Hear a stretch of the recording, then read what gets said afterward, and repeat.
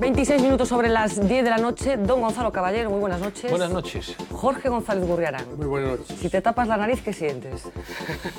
No me entero, no me entero. Aunque últimamente tengo poco olfato, Si me siento mal un tendrías que antibiótico y me dejo si hubieras hecho con él la prueba, ya no había que tapar la nariz, que tiene no poco era olfato. necesario tapar la nariz. Últimamente, pero voy a recuperar. Siempre hay que pensar que se va a recuperar. Buenas noches. Don Ernesto Sánchez Pombo, Perdón muy buenas por la noches. interrupción, No, buenas no noches. te preocupes, Bueno, estamos en le familia. estaba diciendo Tú- Jorge que siempre se va a recuperar. Pero el olfato tú lo tienes bien todavía, ¿eh?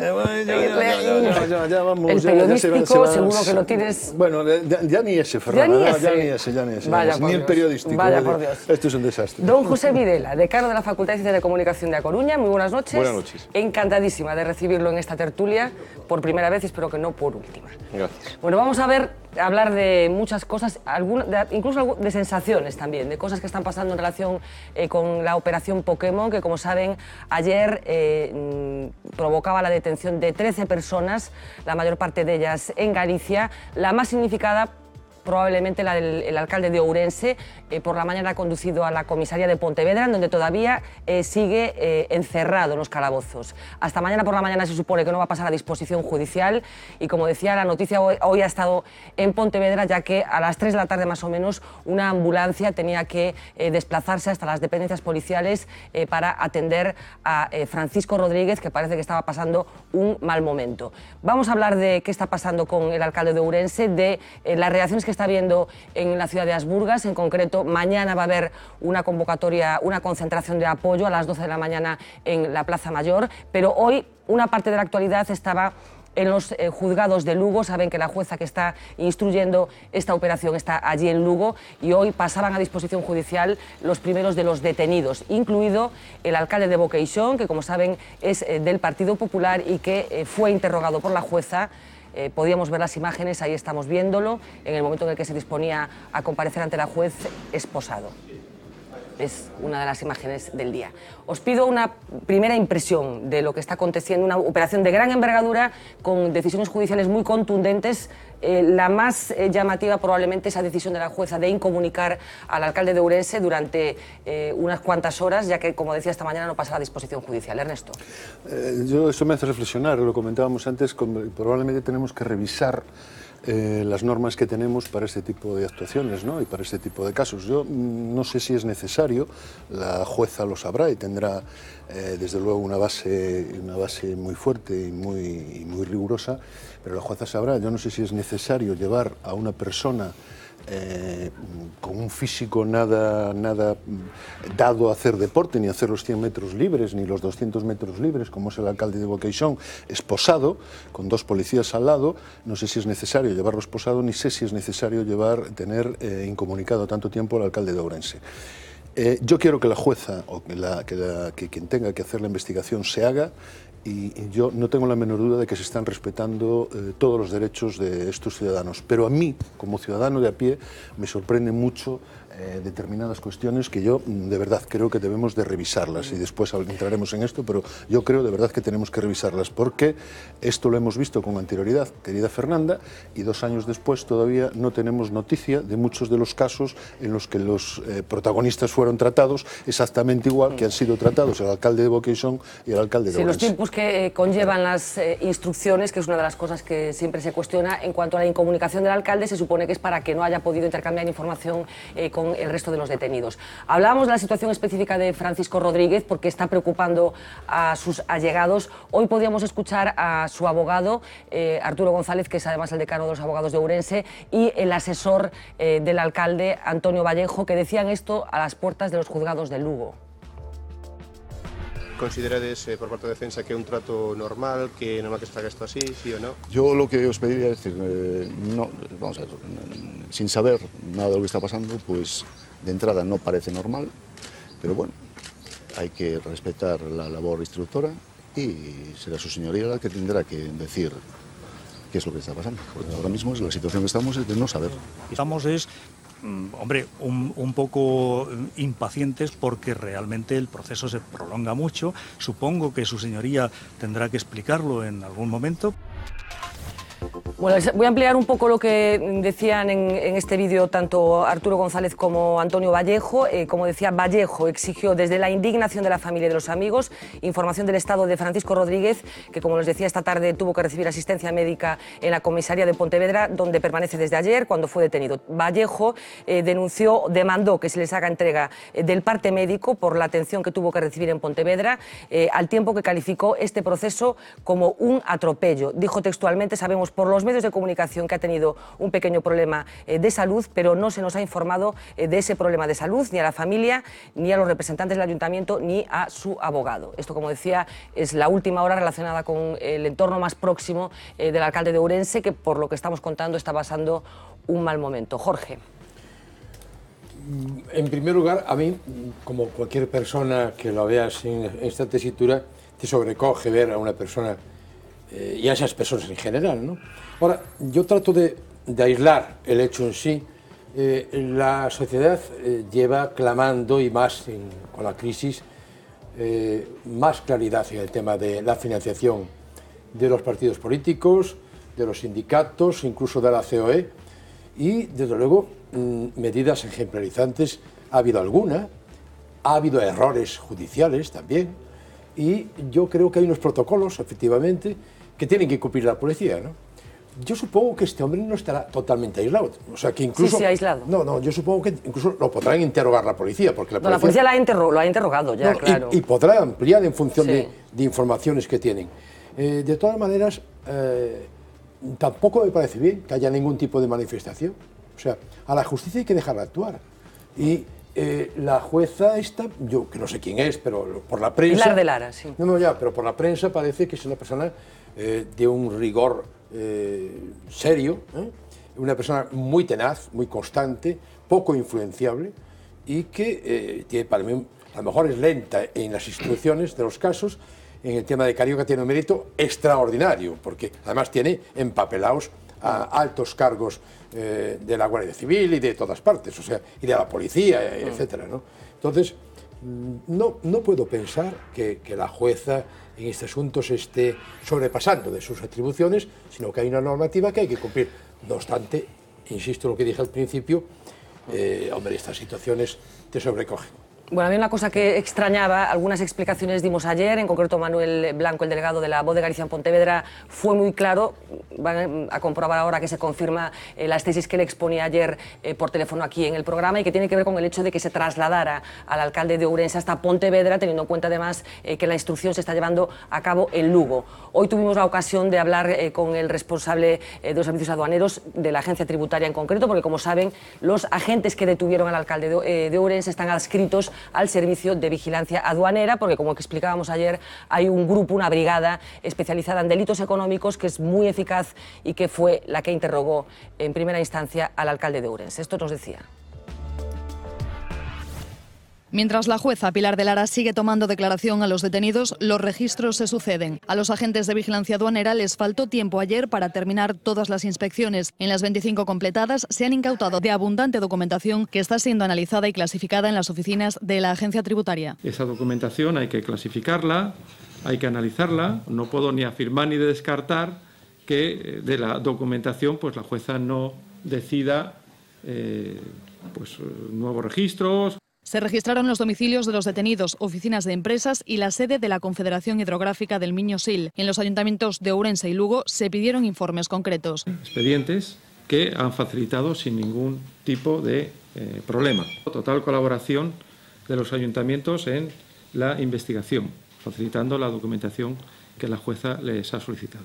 El delegado de la Agencia Tributaria en Galicia ha explicado también el porqué del traslado del alcalde de Ourense a la comisaría de Pontevedra. Su imagen se preservaba mejor en Pontevedra que no estar expuesto ahí en el mismo Ourense. Tampoco había posibilidades de trasladarlo a Lugo, porque en Lugo había más detenidos y por lo tanto teníamos que cumplir el encargo de la jueza de que no podía haber comunicación entre los detenidos. La operación Pokémon, desarrollada en varios frentes, llevaba meses en marcha, derivada de la investigación de la trama Carioca. Bueno, pues efectivamente, parece que este otro sumario, esta otra operación parte de un pinchazo telefónico relacionada con el caso Carioca, con la operación Carioca, vinculada, como saben, a una trama de prostitución y cosas muy terribles también en Lugo, y que, bueno, como consecuencia de ese pinchazo aparece esta otra causa. No sé cómo lo ves tú. Yo quería poner el foco sobre, y hasta ahora no lo hemos analizado, sobre el hecho de los delitos, presuntos delitos de los que es acusado el alcalde de Ourense. Es que son cosas muy, muy graves. De todas maneras, perdón que te interrumpa, José Luis Barreiro tiene la teoría que en este tipo de casos siempre va el pack completo. Bueno, aparece alzamiento de bienes... Pero primero, hasta donde conocemos está aplicando la legalidad, los tiempos de detención, el tipo de delitos son tipos delictivos, en fin, muy importantes en un cargo público. Y claro, yo, desde el punto de vista humano, es absolutamente comprensible que la familia, los amigos, los compañeros de partido estén preocupados por su salud, pero hasta el momento no se ha vulnerado ningún procedimiento judicial que conozcamos. Por lo tanto, la gravedad de los presuntos delitos explica la acción de la jueza. Y por otra parte, yo no coincido con lo que dices, yo no puedo creerme que una jueza esté jugándose su carrera profesional solo porque tenga leves indicios de que nada menos que el alcalde de Ourense o el alcalde de Boqueixón estén implicados de refilón. Debe de haber pruebas fundamentadas de la relación. Estas dos juezas, y después también me Estela San José, ¿te refieres? Sí. Esta es Pilar de Lara. Pero estas dos juezas se llevaron a un alcalde y a la vicepresidenta. Y a la vicepresidenta de la Diputación de Lugo en coche oficial, en coche de policía, con las sirenas puestas, y a día de hoy no se ha sabido nada de eso. Quiero decir que yo tengo que pensar, igual que tú. Muchas, claro. No. Sí. Perdona que te interrumpa. A ver, nos falta Gonzalo para completar un poco las opiniones. Yo, en principio, desde luego quiero mantener que en este momento sin ninguna información todavía detallada de lo que está ocurriendo, aunque ya he leído en distintos medios cuestiones muy distintas de lo que ha aparecido y de lo que se ha acusado. Bueno, el sumario está declarado secreto, quiere decir que podemos especular sobre muchas cosas, pero... Se han especulado cosas que yo he leído con algún tipo de detalle muy concreto, incluso de algún tipo de donación, como contraprestación a servicios públicos, con cosas físicas, con hay relojes, una cuestión ya de un nivel de detalle que sorprende mucho. Pero en todo caso, en este momento no hay una información detallada. Lo primero que cabe es sostener la presunción de inocencia de todas aquellas personas que están en el proceso. Eso es lo primero. Y todavía no hay acusación a ninguna persona concreta. Es decir, lo que se ha dicho es que se están investigando delitos de cohecho, de prevaricación, de tráfico de influencias, pero todavía no se sabe lo que va a pasar. Hoy ya un funcionario de los que han sido detenidos ha sido puesto en libertad. Ha sido puesto en libertad. No sé si con cargos o no, porque acaba de ser ahora hace relativamente poco tiempo y todavía no sabemos cómo, en definitiva, cuando se está investigando, cómo se va a concretar. Primera parte, por lo tanto, mantengamos la presunción de inocencia de todas las personas implicadas o detenidas. En segundo lugar, hay que suponer o hay que dar por hecho, tal como está la cuestión, que la señora juez tiene que tener muy bien instruido el caso y pruebas muy evidentes para tomar medidas de esta contundencia. Porque, evidentemente, en este momento y tal como funciona en el país, al margen de las cuestiones incluso jurídicas, una persona como un alcalde de una ciudad o de un pueblo que es detenido tiene ya en este momento una condena social y está puesto en el foco de atención al margen de que luego no ocurra. Y hace poco, como aquí se señalaba, el alcalde de Lugo estaba también imputado por alguna cuestión y al final la imputación acabó siendo levantada y no llevó a nada. Por lo tanto, mantengamos en principio la presunción de inocencia con toda la contundencia y toda la claridad. A partir de aquí, en principios generales hay dos planteamientos distintos, y es suponer, que es el argumento de yo confío en la justicia siempre funciona bien, o creer que la política siempre funciona bien. Y cuando alguien tiene un cargo público, pues tiene que decir pues, que la justicia siempre funciona bien. Los que no tenemos ningún cargo público y nos dedicamos profesionalmente al análisis de las decisiones públicas, tanto en las cuestiones políticas como judiciales, también sabemos que los sistemas judiciales tienen niveles de imperfección, y no me refiero a este caso en concreto, sino en términos generales. E igual que los ciudadanos pueden tener desconfianza en que los políticos actúen mal y actúen de forma corrupta, también hay desconfianza en que el nivel de profesionalidad, de exigencia y de exactitud de los sistemas judiciales no es el que se precisa. Y por lo tanto, ahí hay un argumento. El problema de esto es que además llega en un momento muy complicado, porque llega a un mes de un proceso electoral y por lo tanto todas las decisiones son muy complicadas. Cuando ayer jueves a primera hora todos los medios de comunicación y las agencias levantan la idea de que el alcalde de Ourense ha sido detenido, evidentemente empieza a existir el debate a nivel nacional de hasta qué punto la justicia está funcionando bien en el caso de corrupción, o también está existiendo una cuestión de instrumentalización de la justicia con efectos políticos. A raíz de que una parte de otro implicado es miembro de otra organización política, del Partido Popular, evidentemente ese argumento empieza a perder peso. Parece que la señora juez ya tiene un cierto equilibrio. Pero aquí hay una pregunta muy clave, y lo hago para el análisis político que nos va a venir en las próximas semanas, y es ¿dónde está Boqueixón? No, hombre, la comparación entre Boqueixón y Ourense... Esa es la clave. Claro. Es decir, la cuestión, hoy ya el presidente de la Xunta ya ha dejado caer los primeros indicios de cómo van a venir los acontecimientos. Aquí puede haber un equilibrio político entre dos fuerzas con dos imputados, que es lo que ha ocurrido hasta ahora, incluso en la Junta de Portavoces de Ourense, que es decir, vamos a defender la presunción de inocencia. El Partido Popular parece que también entraba en ese equilibrio, porque hablaban de la Junta de Portavoces y por tanto es presunción de inocencia, aunque haya imputación o no, ya lo veremos, pero en todo caso, hasta que aquí se demuestre que hay culpa, vamos a esperar qué ocurre. ¿Qué ocurre? Que sé que es un equilibrio político en el cual las fuerzas políticas no exigirían dimisiones o tipos de reacción. ¿Es duradero? Pues posiblemente no, porque la dimensión es distinta. Y el Partido Popular, cuando hoy el presidente de la Xunta rompe la situación y dice nosotros vamos a hacer ninguna cuestión, lo que está poniendo encima de la mesa es que esto rompe el equilibrio. Yo simplemente quería hacer ya una cuestión para acabar, solamente un minuto, Jorge, solamente dos ideas. Una, yo desde luego creo que la presunción de inocencia hay que mantenerla.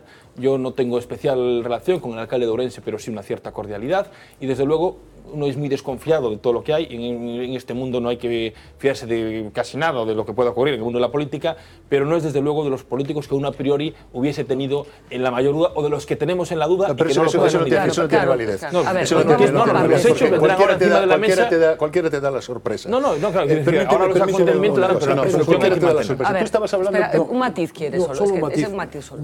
Una cosa, al hacer referencia a que en todas las profesiones, evidentemente, hay errores, hay deslices y hay malas actuaciones, lo que no cabe la menor duda es que a nivel de España y con lo que está cayendo, la sociedad está clamando por un cambio radical en el sistema de financiación de los partidos políticos, porque está demostrado que se financian todos parcialmente, pero mira, de una forma ilegal. Si hay delito, que está por ver, yo no me imagino que el alcalde de Ourense se haya jugado su prestigio personal y ya, por supuesto, su carrera política por una cuestión de financiación del partido. En todo caso, si lo hay, previsiblemente hay beneficio personal. Bueno, claro, es que a veces lo de la financiación del partido se está poniendo para tratar de eludir la posibilidad de que aquí hay señores que trincan y nada más. Yo creo que ninguno somos sospechosos de no querer que se clarifique este panorama hasta el final de los... Vamos, hasta lo más nimio de cualquier cantidad que haya podido salir irregularmente y que sea dinero público. No tengo la menor duda, y yo desde luego no soy sospechoso. Pero hablaba Gonzalo de la presunción de inocencia. Yo es que voy a ir más allá. Mira, yo creo que incluso con la presunción de culpabilidad no se puede tratar así a la gente. Es que tenemos que revisar estas formas. Es que es más delincuente, por poner un ejemplo, el alcalde de Ourense que Paco Camps y que José Matas. ¿Tú viste a Paco Camps ir esposado al juzgado? No, ayer se hablaba de otra comparación que son los banqueros, o los gestores de las entidades financieras.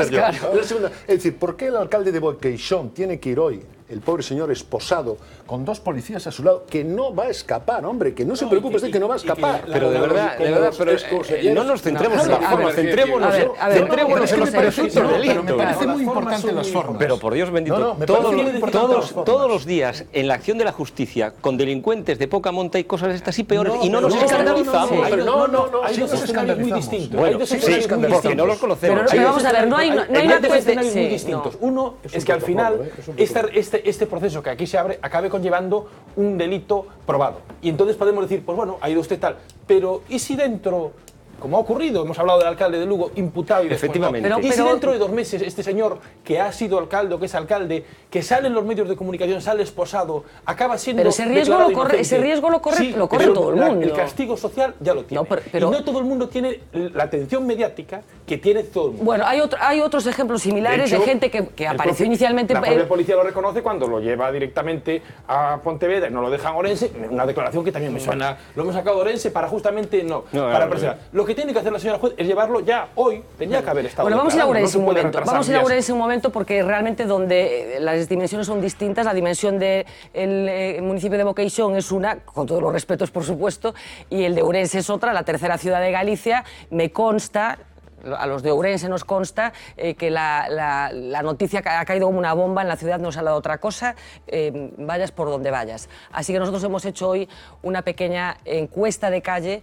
para ver cómo está respirando la ciudad, y todo el mundo tiene su opinión, algunos en un sentido y otros en el sentido contrario. La vida sigue en Ourense aunque la detención del alcalde trastoca la ciudad. Pues mal. mal porque, pero bueno, se sabe los socialistas lo que están haciendo, pues ya está. Me considero unha boa persoa e cólleme moi de sorpresa todo isto. Todo o alcalde parece algo raro, a mí parecía unha boa persona. Porque siempre consideras que la gente es legal, entonces no crees que eso pueda pasar. No me sorprendió a nada, porque para mí ya había bastantes chanchullos aí. Creo que as formas non son as adecuadas, a forma de telo, a forma de levar o caso, entendo que a Suiza ten as súas razóns, pero cara á poboación non me parece o máis adecuado. Toca compás de espera para saber lo que decide la jueza. Si es culpable, pues tendrá que asumirlo, y si no es también es una pena que hagamos juicios anticipados. É que ten que ser inocente, porque non pode ser meter en ese sitio ese señores. No, cando está incomunicada a policía xa levaba 2 anos investigando. Quero pensar que foi un erro, quero pensarlo solo nada máis, e que se non é así, que desde logo que se cambien, que se marquen unhas pautas, unhas normas, para que isto non volva a suceder. Así se vive en la calle la detención del alcalde de Ourense en el interior del concello, y a pesar de que siguen pasando las horas, la sensación sigue siendo de auténtica conmoción. Los grupos guardan silencio a la espera de la declaración. Desde el Grupo Socialista se insiste en la inocencia de Francisco Rodríguez y mañana habrá una concentración de apoyo al alcalde gestada en las redes sociales.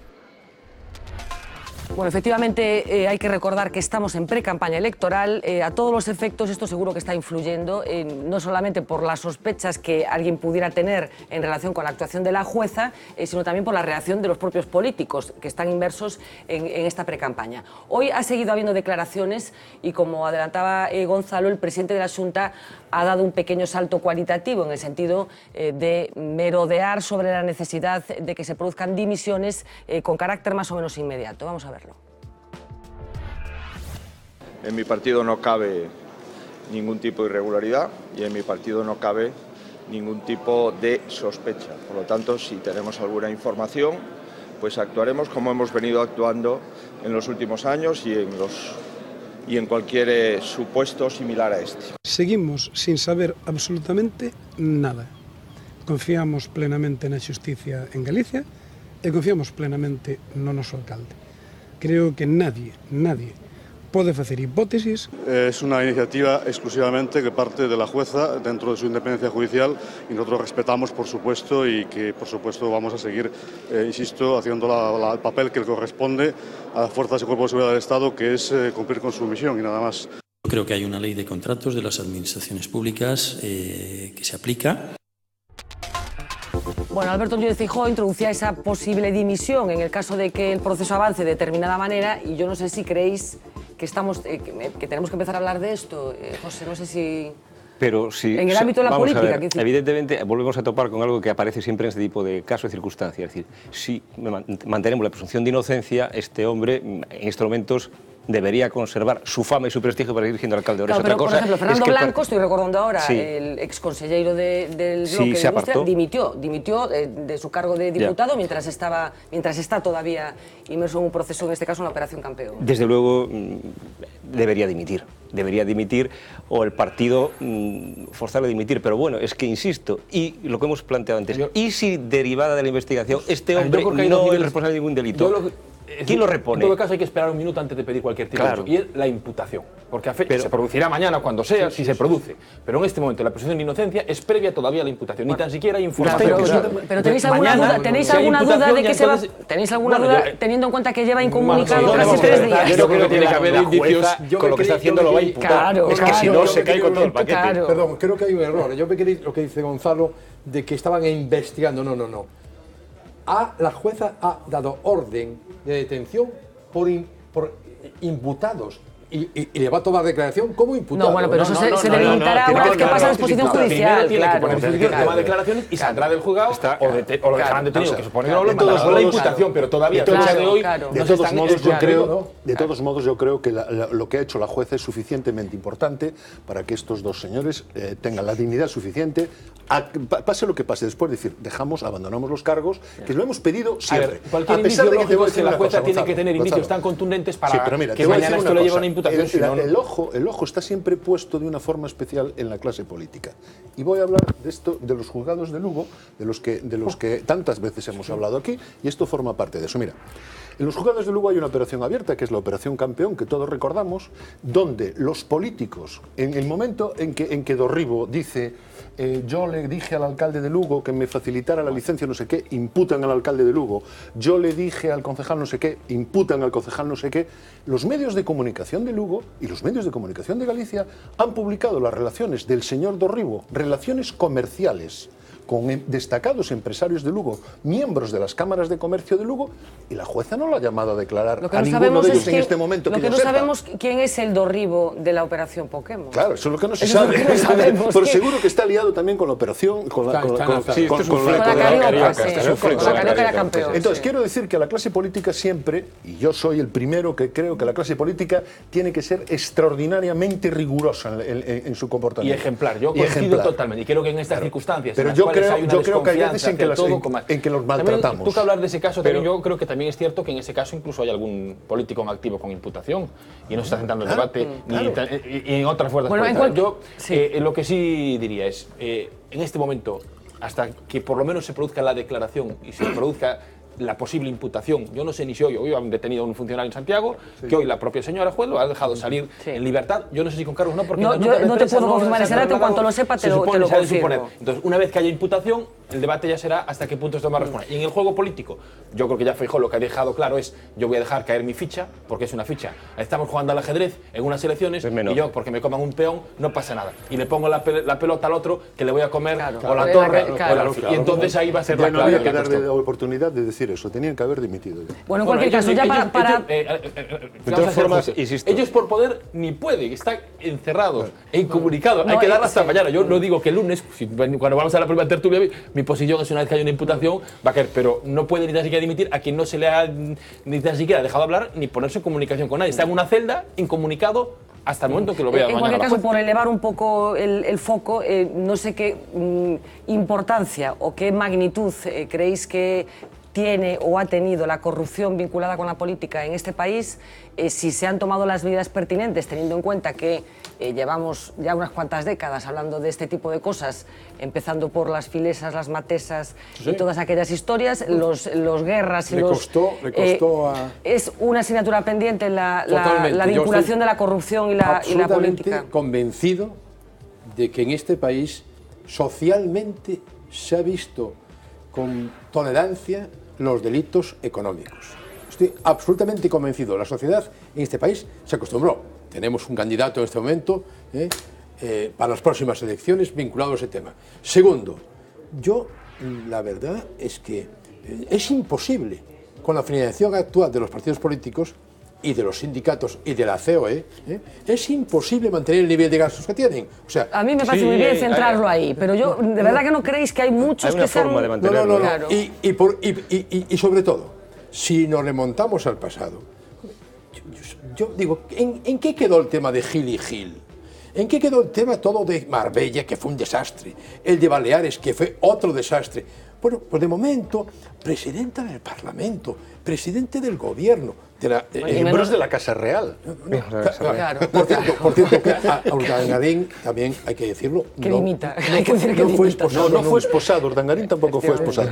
No, yo siempre me tuve ni su mujer imputada. Ni su mujer imputada. Resulta indispensable y es una gran oportunidad. Pero, perdona, que termino. En un momento de crisis como la actual, en donde se ha apretado todo, menos a la clase política, pero sí de claro, no han todavía demostrado ni a nivel fiscal, ni a nivel de reducción de asesores, ni a nivel de reducción de parlamentarios, ni a nivel de clarificación de las cuentas de los partidos políticos. Es el momento de que haya personas en la judicatura que tengan el valor de llevar hasta el final todos los temas. Yo creo que si en España hay 100 jueces, que me parecería además bien que los hubiese, que actúen como la juez Lara, levante la alfombra, nos exiliamos todos. Es el momento. No, nos exiliamos todos y os voy a explicar por qué digo esto. Porque yo siempre mantuve, y Fernanda lo sabe, cuando hablábamos aquí, yo siempre mantuve que efectivamente los grandes focos estaban puestos en esos grandes escándalos que me parecían muy importantes, como eran Valencia, Baleares, Cataluña, Marbella, todas estas cosas. Pero es que yo estoy convencido que a nivel de pequeños ayuntamientos, a nivel de pequeñas instituciones, esto es lo que decía Jorge, era una cultura.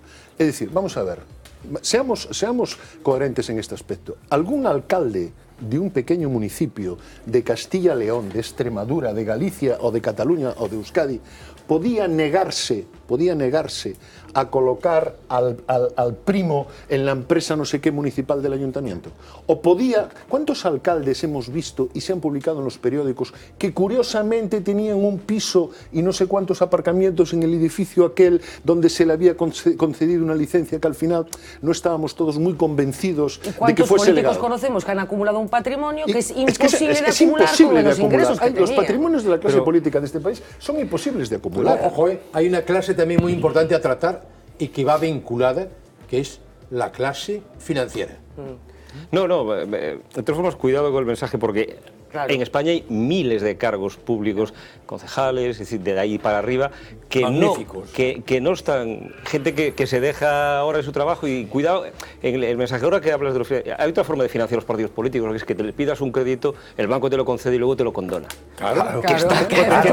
Como ha pasado en Cataluña. O sea, esa es una forma para relacionar a los políticos. Bueno, vamos a hablar un poquito de Cataluña. Es que tenemos, si os parece, pasamos a Cataluña, porque estamos hablando de una cuestión de fondo. Para muchos analistas es distinto lo que está pasando estos días con otras erupciones soberanistas en Cataluña, que como saben nos han acompañado desde hace muchísimos años. Hoy hemos escuchado otra vez al portavoz de la Generalitat, a Francesc Homs.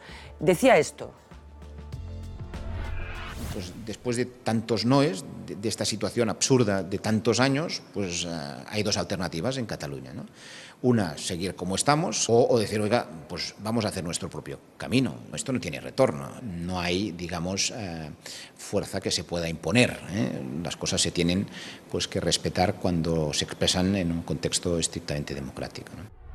Bueno, esto decía Francesc Homs, decía más, hablaba de esa prácticamente confirmada posibilidad de que se adelanten las elecciones para el mes de noviembre, y lanzaba un nuevo órdago al Estado diciendo que cuando se produzcan estas elecciones podría ser el Parlamento entrante el que acometa la proclamación del Estado catalán, que como saben era el lema de esa manifestación de la Diada de hace unos días, que un poco fue la espoleta que provocó todo este debate. Hoy ha hablado por fin Joan Rosell, el presidente de la COE, que como saben es catalán y que llevaba callado unos cuantos días. Había parte de sus compañeros de organización empresarial que le pedían que se pronunciara de una forma expresa, y hoy lo ha hecho, ha dicho esto. Yo creo que desde el punto de vista económico pues sería un tremendo problema para los dos lados, sin duda alguna. Puede haber problemas de relación pues con tu vecino, pues sin duda alguna, pues, pero es un riesgo y en este momento pues ese riesgo lo tenemos. Esperemos que no vaya a más. Bueno, vinculé voluntariamente estos dos testimonios porque uno corresponde a la parte política y otro corresponde a la parte empresarial. Ayer ya comentábamos qué tipo de actitud está manteniendo el empresariado catalán con este asunto, porque una cuestión es el pacto fiscal y otra cosa muy distinta es esa posible independencia que parece que está puesta encima de la mesa por parte de algunos. José, no sé qué... Es curioso, Rosell, que es tan claro para decirnos todo lo que hay que recortar, es decir, dónde hay que apretar al ciudadano, y aquí se mueven las dos partes, el vecino, la vecina... Se mueve ese camino, ¿no? El empresario tiene muy claro que hay que recortar prestaciones sociales y tal. Bueno, yo quería decir algunas cosas. Primero, que los nacionalistas catalanes son absolutamente coherentes. Es decir, si uno nacionalista no tiene en último término la consecución de su Estado propio, no es nacionalista. Por lo tanto, coherencia absoluta. Claro, este hombre, Artur Mas, es realmente hábil, porque lleva 2 años apretando las clavijas a los catalanes, recortándoles todo lo recortable, consecuencia también de una administración autonómica absolutamente despilfarradora, y todos sabemos que en Cataluña se ataban los perros con longaniza, al menos en los ámbitos, en los profesionales en los que yo me muevo. Es decir, hablabas con gente de las universidades catalanas y aquello era otro mundo. Bueno, embajadas, medios autonómicos de 200 millones y más de presupuesto. Bueno, Y entonces traslada el foco y dice, bueno, ahora consigo que el problema sea que el problema es un problema económico derivado de que lo que yo le pago a España me impide arreglar mi administración, no que he gestionado mal. Entonces sube un caballo que estas cosas cuando empiezan, se sabe cómo empiezan, pero cuando acaban no se sabe. De hecho, en Cataluña el presidente Macià ya declaró en la Segunda República el Estat català, ya le provocó un problema serio a la República.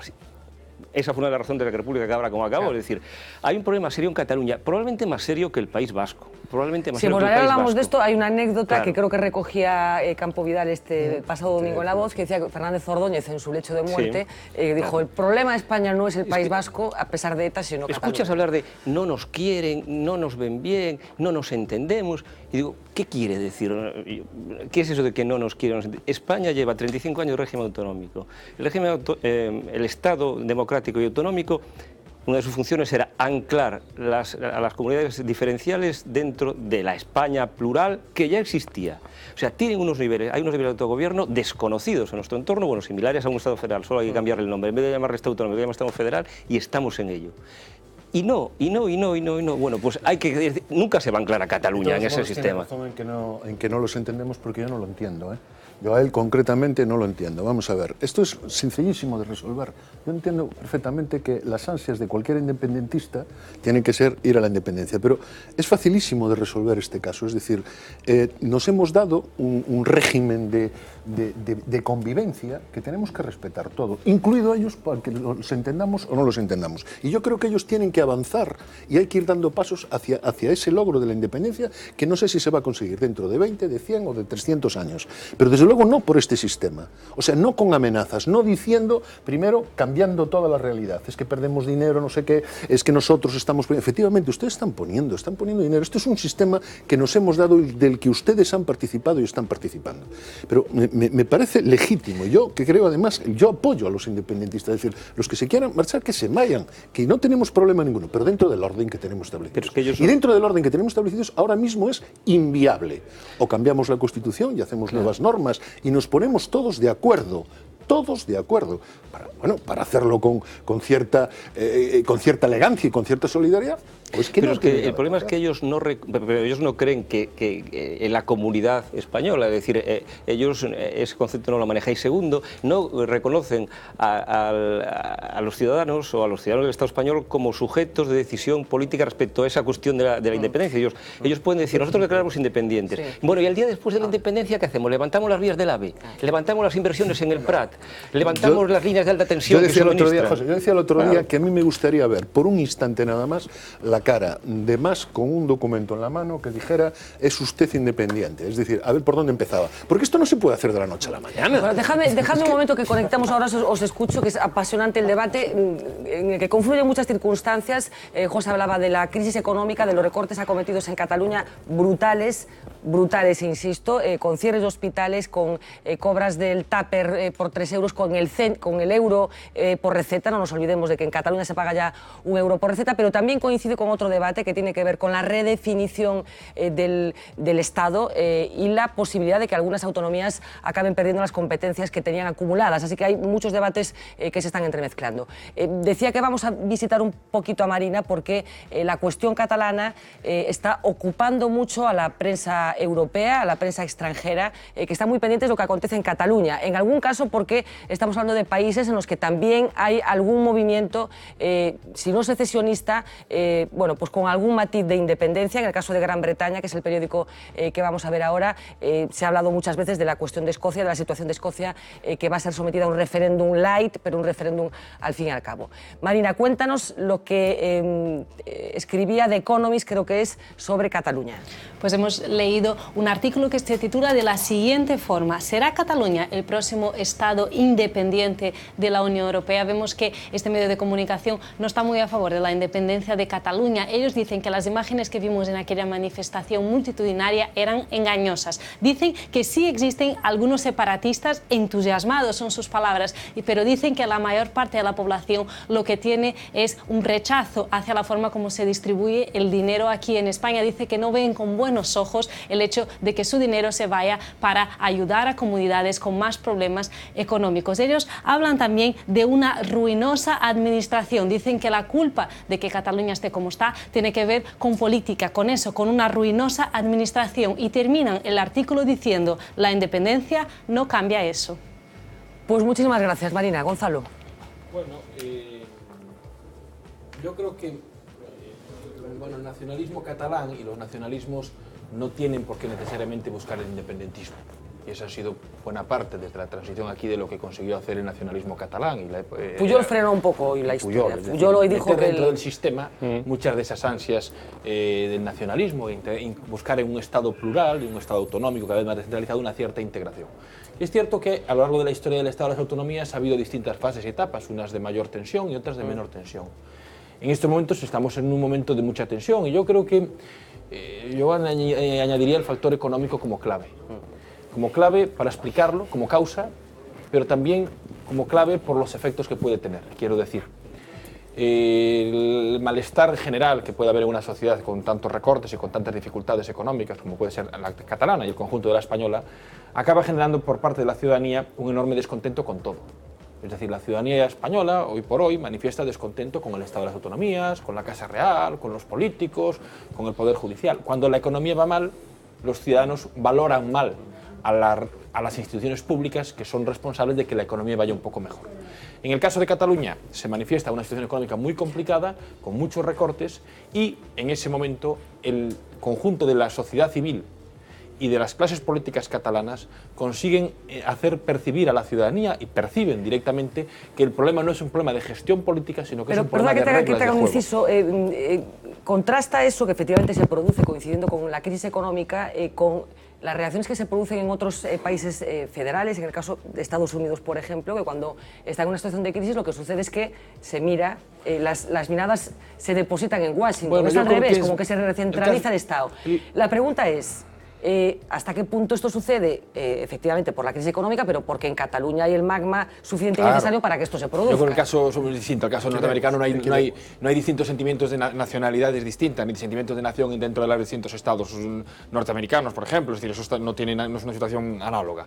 El problema, evidentemente, hay un magma y hay una situación política pues, que lo permite generar. Pero, en el fondo, esto es un problema para todo el país. Yo no soy nacionalista, ni creo en los nacionalismos, pero yo creo que hay que entender también el factor nacionalista si queremos darle una solución con acierto. Es decir, el ellos y nosotros y el planteamiento de tensión no va a facilitar la solución. Y además el escenario político que vamos a tener más va a convocar elecciones, parece que a finales de noviembre, principios de diciembre, o incluso aunque los convoque en la primavera, según el timing que él vea después del debate que tiene la semana que viene, pues puede abocar a un gobierno con un alto componente nacionalista e incluso independentista. Y a mayores vamos a tener elecciones en el País Vasco dentro de un mes, y el resultado que puede dar también puede ser el de una mayoría nacionalista. Por lo tanto, el futuro que podemos tener en el país, en el futuro inmediato, dentro de unos meses, es el de dos nacionalidades históricas gobernadas por una coalición, en ambos casos, o no sé si más conseguir la mayoría absoluta, pero por coaliciones o gobiernos de apoyos respaldadas por fuerzas políticas nacionalistas. Y esto, por lo tanto, va a generar una nueva etapa en la configuración del Estado de las autonomías.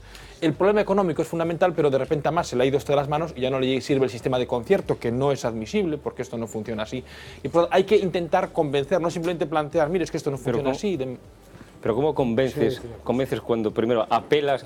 Es decir, yo supongo que en algún momento de todo este proceso los catalanes se pararán a pensar y decir, vamos a ver, aquí no estamos hablando de que en términos de libertad, estamos hablando en términos económicos puros y duros.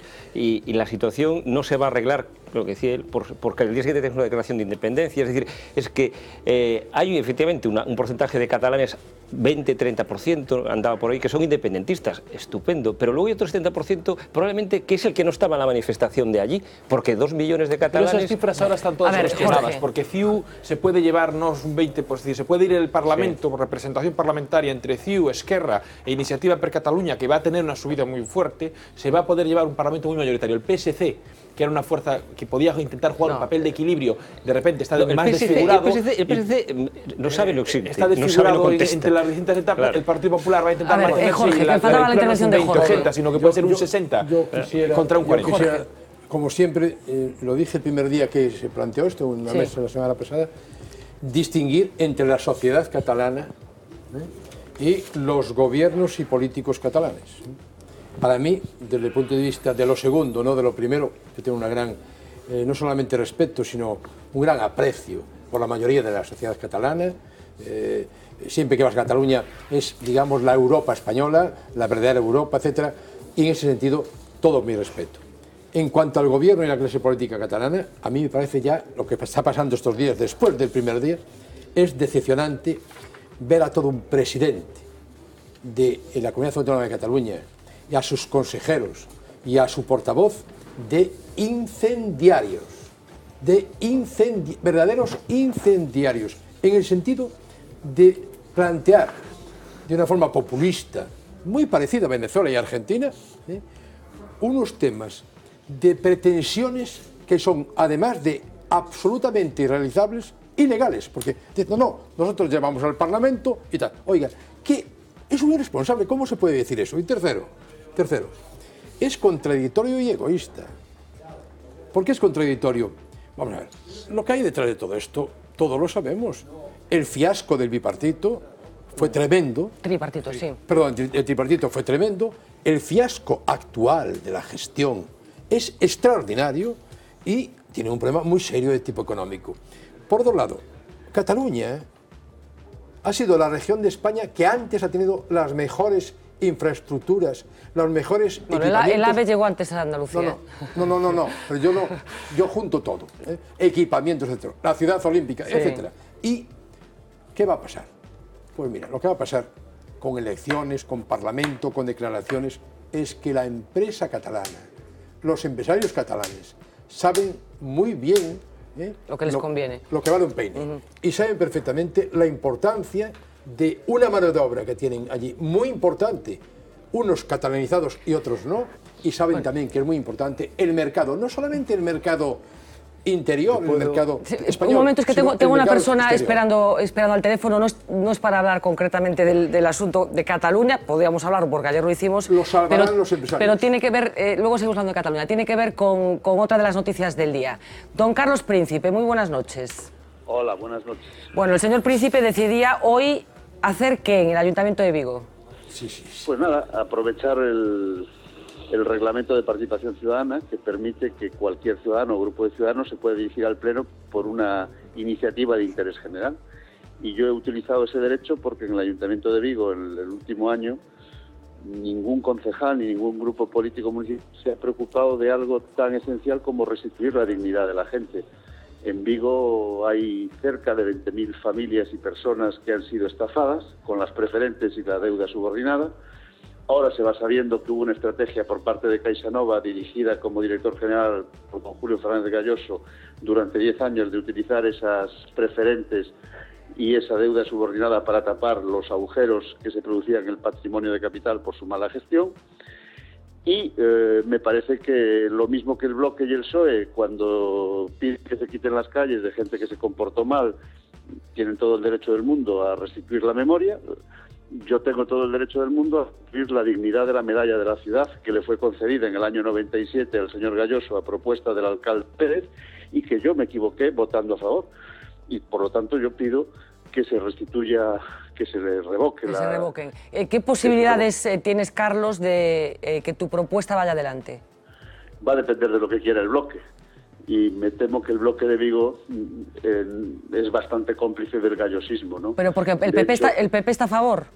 No, pero yo creo que el PP no lo vería mal y desde luego no creo que el señor Caballero, después de haber dicho que era el líder ideal, el señor Fernández Galloso, pues ahora se vaya a desdecir, ¿no? Entonces yo la clave la tiene el Bloque y yo mucho me temo que el Bloque, el señor Galloso le hizo suficientes favores pagando los gastos de la universidad, cuando el señor Santiago Domínguez estaba en deportes y tal. Me temo que al final van a decir que no, pero se equivocarán. Carlos, para terminar, ¿qué percepción hay en estos momentos en Vigo de la figura de Julio Fernández Galloso? Bueno, yo creo que hay una doble percepción, ¿no? Una, yo creo que hay una época gloriosa y brillante, pero que se le pasó el arroz y después que ha jugado los últimos años es de saqueo, ¿no? La información hoy de La Voz sobre Gorriarán ha hecho muchísimo daño, porque se ve que había una camarilla, como digo en el escrito, que se estaba, mientras empobrecían a los demás, ellos estaban forrando y montaban sociedades y demás. Estaban en otra cosa. Y él, él, que es un hombre prudente, se fue solo con una pensión de 700.000 euros vitalicia, que son 100 salarios mínimos, que hay que echarle mucho de mole. En fin. Carlos Príncipe, queríamos escuchar de tu propia voz esta iniciativa que hoy has presentado en el Concello. Estaremos pendientes de ver qué sucede. Graciñas, buenas noches. Un abrazo, buenas noches. Bueno, decía Carlos, se refería a esa información que hoy publica efectivamente La Voz de Galicia, que tiene que ver con Gregorio Gorriarán, según la cual este hombre habría recuperado sus negocios inmobiliarios con la apertura de una empresa, que ahora no recuerdo el nombre, bueno, supongo que en parte con la indemnización que el NCG no ha conseguido recuperar y que hoy trató de recuperar a través de un acto de conciliación que falló y que llevará al banco a presentar una demanda ya por la vía judicial. Efectivamente, hay tres dimensiones muy claras. Primero, la de la conciliación que no ha ido adelante y que yo creo que ha ido muy tarde, Nova Galicia Banco, yo se lo decía el día que los entrevistamos aquí, muy tarde, pero bueno, en todo caso no ha habido conciliación y ahora tendrán que ir a la demanda al juzgado de lo social y ya se han personado también en la causa penal. Te voy a preguntar enseguida por la propuesta de Carlos Príncipe, pero me vas a contestar después de la publicidad. Un par de minutos nada más.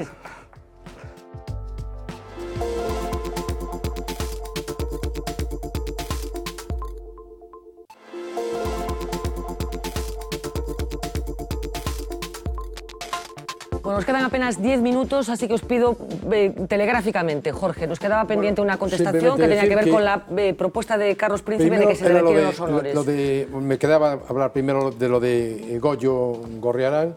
Me pareció la noticia, la ley por encima, que había una sociedad en el País Vasco, no sé si es Matriz o algo así, de la cual esta era una filial. Si es así, evidentemente, yo creo que esta persona se ha confundido. Ha cometido un gravísimo error, porque salta.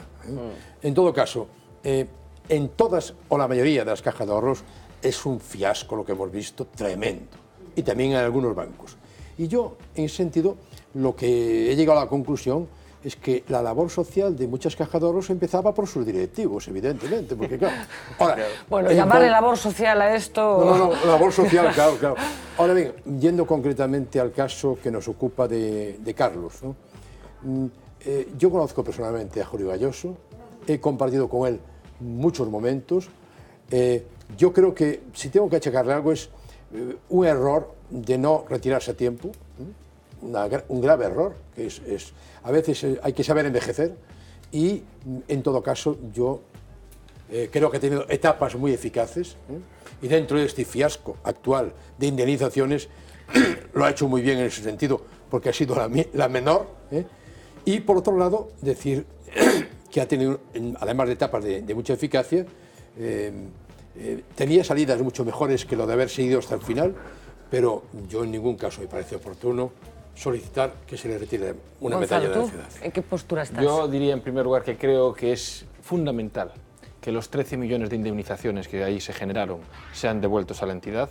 Creo que incluso al margen de las cuestiones legales, no han llegado a una conciliación, van a ir por la vía judicial.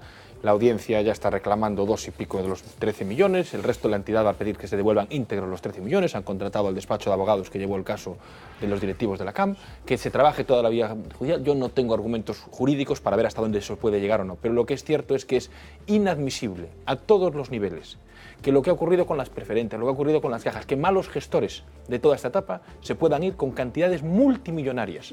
En un país en el cual se critica que el presidente del gobierno, el presidente de la Junta cobre 70.000 euros o 80.000 euros al año, que alguien pueda llevarse por este tipo de gestión nefasta de unas entidades que no eran propiedad privada, sino que era una cuestión de una organización semipública, propiedad de un montón de impositores y demás fórmulas, que los gestores se hayan ido con esa cantidad de dinero. Porque también acabamos de saber por qué esa avidez en colocar preferentes. Bueno, también acabamos de saber por qué tenían la avidez de en este caso, como también en el de otras entidades financieras y también de la entidad financiera del norte de Galicia y la del sur, en todas las cuestiones de las indemnizaciones tienen que tocarse, porque socialmente no es admisible. Y segundo, sobre la cuestión concreta, yo no sé qué precedentes hay ni cuál es el reglamento de las medallas de la ciudad de Vigo, que yo fui concejal en la ciudad, no tengo ahora eso en la cabeza, pero yo sí también tengo claro que en estos momentos y con la que está cayendo nadie le daría a Julio Fernández Galloso la medalla de oro de la ciudad, ni de esta ciudad ni de ninguna otra. En estos momentos y con la que está cayendo... Una cosa es dársela, otra cosa es retirarse. No, pero mira, el problema es que en este momento y con lo que está cayendo estamos hablando de unos señores y estamos hablando de 17 millones de de euros de indemnización. Y tú dices, es que Julio Fernández Galloso no tuvo nada más que un error que fue quedarse. Tuvo 2 o 3 nada más. No sabía retirarse. Sí. Ya, lo que pasa es que es el error más importante. Yo creo que tuvo otro error, que es el de los 20.000 preferentes. Eso es un error. Es que aparte, insisto, ahora sabemos por qué se colocaron las preferentes y eso... Sí, ahora sabemos por qué se colocaron las preferentes. Claro, ahora alguien sabemos por qué se colocan. Alguien dio la orden, claro. Alguien da la orden y alguien sabe perfectamente que se está estafando a la gente. Eso tiene que saberse. Existía un mercado secundario bilateral. Si sabemos todo, pero si ya sabemos lo que son las preferentes. Si todos sabemos lo que son las preferentes. Pero yo no soy responsable de las preferentes y Julio Fernández Galloso sí. Él lo es, él es responsable de las preferentes. Y todo el equipo que se lleva los 17 millones de euros también es responsable de las preferentes. Y por cierto, y quiero terminar como empecé, no vi a Julio Fernández Galloso, ni vi a Pego, ni vi a los que se han llevado 17 millones de euros esposados ir a ningún sitio. ¿Por qué no están imputados? ¿Por qué no están imputados? ¿No están imputados? Pues mira que sociedad tenemos, José. Claro, mira que sociedad tenemos. Brevemente, José, que estamos... Esa es la cuestión, que retirar la medalla Galloso, un individuo que no ha cometido en principio ningún delito. En todo caso, los que se la quieren retirar, los que os proponen retirar ahora, se retirarían los políticos, y esos mismos políticos que durante décadas han estado en connivencia y sentados en los consejos de administración de las cajas de ahorro diciendo a todos que sí. Aquí en Coruña ya ha habido también una petición en ese sentido para otro directivo, y los que antes le dijeron que se la damos, ahora se la querían quitar. Pero sí es cierto que sentados en consejo de administración. De lo que nos parezca, sí ya la audiencia, al margen de la propia demanda que realice por sí mismos los directivos del Banco Nova Galicia Banco.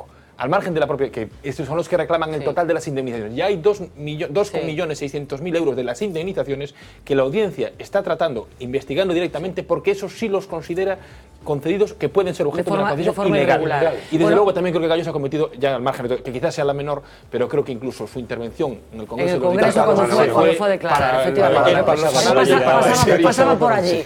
Bueno, estamos acabando ya, pero antes no quiero resistir la tentación de hablar de unos asuntos del día, por lo menos ponerles este vídeo de la compañía Apple, de esa aplicación sobre los mapas que ha, vamos, como si hubieran cogido el planeta, lo hubieran barajado y hubieran espolvoreado los nombres de los diferentes territorios para que les quedara esto tan bonito. Por mucha internet que tengamos a mano, saber geografía sigue siendo imprescindible. Y es que si no, podemos acabar buscando el río Miño en pleno Brasil. Ahí es donde lo situaban los mapas del iOS 6 utilizados por Apple en sus iPhone. Desvincularse del conocido Google Maps le está costando a la empresa de la manzana más de un error y muchas críticas. El Ebro es otro de los ríos españoles que Apple le regala al país brasileño, al confundirlo con una de sus empresas. El caso de Compostela es todavía más curioso. En nuestra primera búsqueda, el sistema de mapas de iPhone nos lleva hasta Filipinas, apenas 12.000 kilómetros de distancia con nuestro destino original. Buscar a Toxa en Pontevedra nos dejará sin ningún resultado, y buscar a Toxa sin especificar provincia nos marcará una parada de autobús próxima a Santa Comba. Fuera de nuestro país también se han dado casos curiosos. Un internauta inmortalizó Berlín localizado en plena Antártida. Otro localizó fácilmente el parque japonés que su sistema móvil no conseguía encontrar. Si a esto le sumamos que los anunciados mapas en 3D de iOS 6 dejan imágenes propias de terremotos y ciudades hechas con gelatina, nos preguntamos si merecerá la pena volver a las guías de viaje clásicas. Ay, Ernesto, aquellos mapas de carretera que llevábamos en la guantera, ¿verdad? No sabéis lo que pasó. Es que es facilísimo. Vamos, yo creo que... Estaba Galloso por el medio. No estaba Galloso si no hubiera sido otra cosa. No, en el caso de Compostela y de Atocha no lo sé.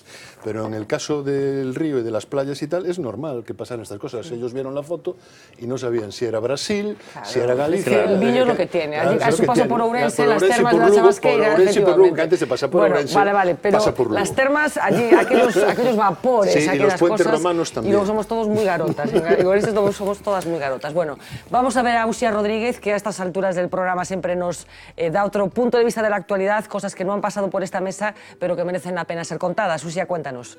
¿Qué tal? Buenas noches de nuevo. Pues vamos a comenzar este último tramo con un nuevo capítulo del famoso Tupper.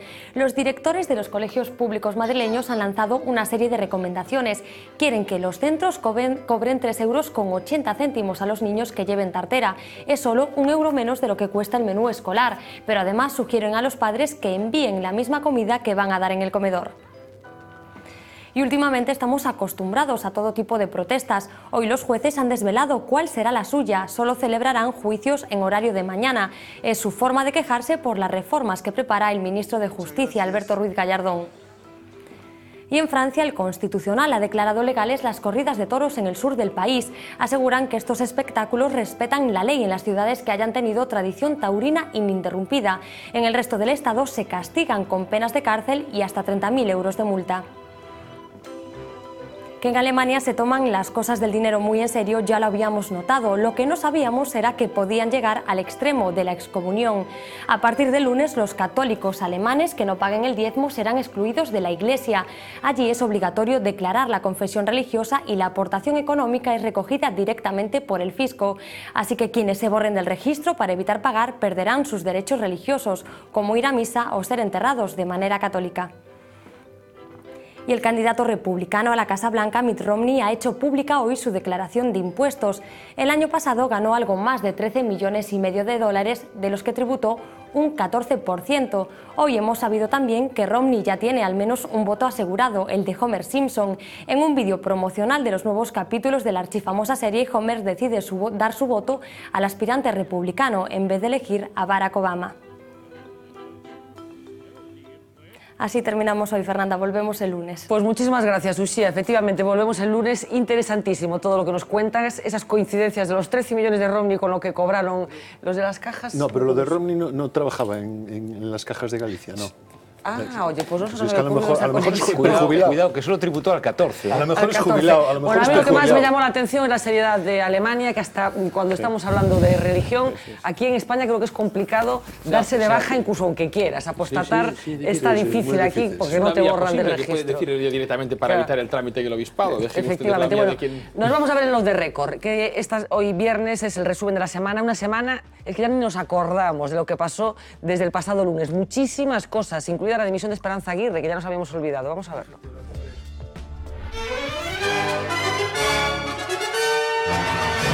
Off the record. Fíjense ustedes qué caprichosa es la actualidad. Algunas semanas se empeña en no dar ni un solo titular, provocando el sopor del gremio.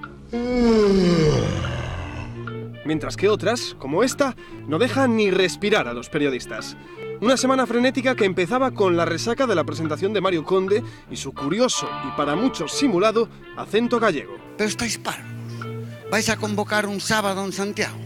Sin Santiago un sábado no hay nadie, hombre. ¿Podes saber qué carallo está haciendo? Que acompañó con su primer uy de su carrera hacia la presidencia, que remendó a su manera. A mí recuperar el gallego me parece muy bien, pero no a base de destruir un idioma como el castellano ni de compararlo con un idioma...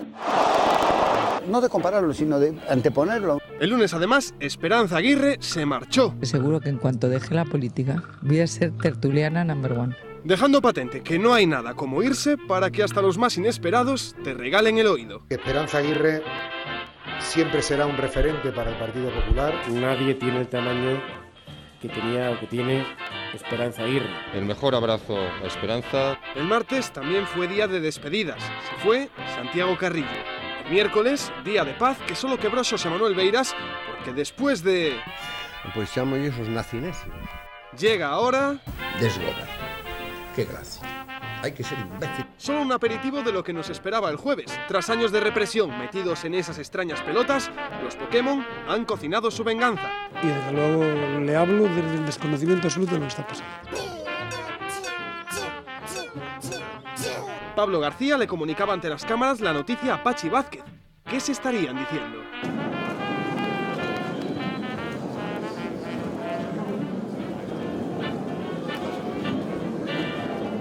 Después de todo esto, quién sabe qué nos depara la ruleta de la actualidad para la próxima semana.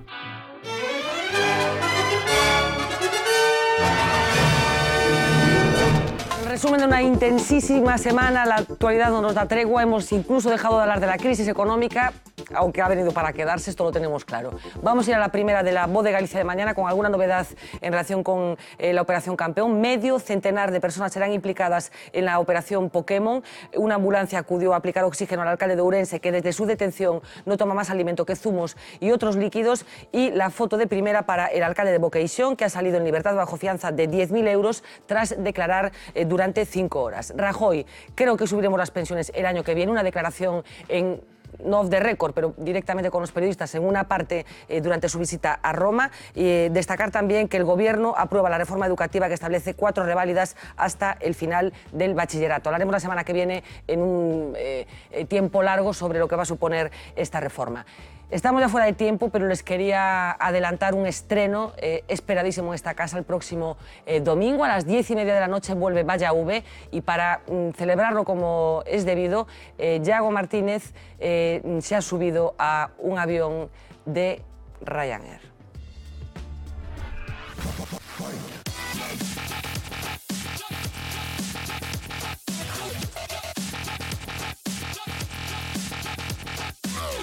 Sí, lo habéis adivinado. Me toca a mí el marrón de la temporada, volar con Ryanair a Madrid, teniendo en cuenta la que está cayendo con Ryanair por todos sus problemas de seguridad, desatención a los pasajeros. Me mandan a mí embarcarme en esta aventura. Vamos a hacer un diario de viaje para saber cómo es por dentro un vuelo de Ryanair. Antes de nada, teniendo en cuenta que en esta compañía hay picaduras de chinches, plagas de chinches en algunos vuelos. Sí, ocurrió de verdad en un vuelo de Londres a Roma. Me tengo que prevenir y que cuidar, así que traigo repelente de insectos. Me voy a echar un poquito para afrontar el vuelo. Ahora estoy preparado para todo. Bueno, es un pequeñísimo adelanto de lo que podrán ver el próximo domingo a partir de las 10:30 de la noche. No les cuento qué pasó con el vuelo de Yago García, no les cuento lo que pasó, si llegó, si no llegó. El domingo lo descubriremos. Yo no sé si os atrevéis a volar en Ryanair vosotros. Ya volamos, lo que yo malamente en ninguna compañía. No me gusta. No vuelas en general. Siempre que puedo lo evito. Procuras evitarlo, muy bien. Ryanair no está en Yo lo vuestros... he hecho alguna vez y uno se adapta. Hoy he volado otro... Lo que toque, hay que adaptarse a todo y a veces también la economía manda, entonces... Bueno, efectivamente, lo que pasa es que bueno, hay que hacer un equilibrio. Bueno, un placer, Prefiero señores. Vueling. Prefieres Vueling. Hoy había temas para estar aquí hasta las 3 de la mañana, pero vamos a descansar. Esperemos que la semana que viene sea tan intensa noticias como esta. ¿Tú crees? Bueno, depende. Es difícil, ¿no? Depende de las noticias. Podría dimitir ya después de haber dimitido Esperanza Aguirre. El rescate va a andar por ahí, ¿no? La semana que viene. Bueno, hoy ha dicho ahora a última hora de la tarde el ministro de Economía alemán que España no necesita rescate, vale. por lo tanto... ¿Nos lo creemos? Juncker nos anunció que nos Lo que está diciendo es, oiga ustedes, que le vamos a apretar más como lo pidan y las todavía. declaraciones del portavoz hoy de la Comisión Europea no era como, bueno, empezamos a hablar algo... Yo creo que la noticia más importante de la semana es esta que da mañana la Voz de Galicia, que es Rajoy. Creo que subiremos las pensiones el año que viene, lo cual quiere decir que no solo las van a subir, sino que las congelarán y las reducirán. O sea, yo creo que esta es la noticia del día.